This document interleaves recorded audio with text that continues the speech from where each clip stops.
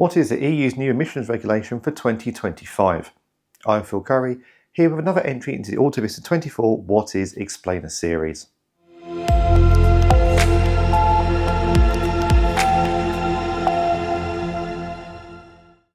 The EU has two separate regulations for passenger car emissions.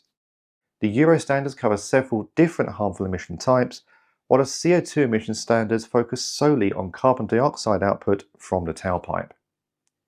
These standards are designed to reduce air pollution across the bloc. For 2025, they are based on figures from the Worldwide Harmonised Light Vehicle Test Procedure, or WLTP, for the first time. Previous emission requirements up to the end of 2024 are based on the older New European Driving Cycle, or NEDC, standards. From 2025, new EU fleetwide targets will be established, applying a percentage reduction to a reference 2021 fleetwide target. From 2025 to 2029, the EU is targeting average emissions of 93.6 grams per kilometre across the fleet of new cars sold across all member states. This is a reduction of 15% from the baseline target of 2021. Each car maker will have its own individual target depending on the average emissions its fleet produced in 2021, with the overall 2025 target in mind. If a manufacturer exceeds its target, it will need to pay a penalty. This is calculated at €95 for every gram per kilometre over its required level, multiplied by the number of cars it sells in that given year. This means fines could run into millions of euros. For 2025 until the end of 2029, an incentive system will be in place to help car makers achieve higher zero and low emission vehicle sales. These are vehicles with emissions between 0 and 50 grams of CO2 per kilometre.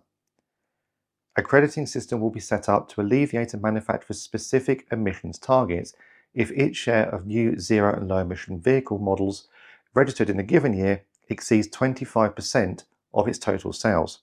So a 1 percentage point exceedance of the zero and low emission vehicle benchmark will increase a manufacturer's CO2 grams per kilometre target by 1%. If a manufacturer has a target of 100 grams per kilometre of CO2 emissions, but 26% of sales are zero or low emission models, this will increase to 101 grams per kilometre. The addition to the emission target will be capped at a maximum 5% increase. Manufacturers can also combine their emissions by creating a pool. This allows car makers to expand their fleet size by adding sales from competitors to their own. This target continues until the end of 2029. From 2030, it falls to 49.5 grams per kilometre of CO2 emissions, while in 2035 it drops to 0 grams per kilometre as the EU moves to ban the sale of non-zero-emission new vehicles.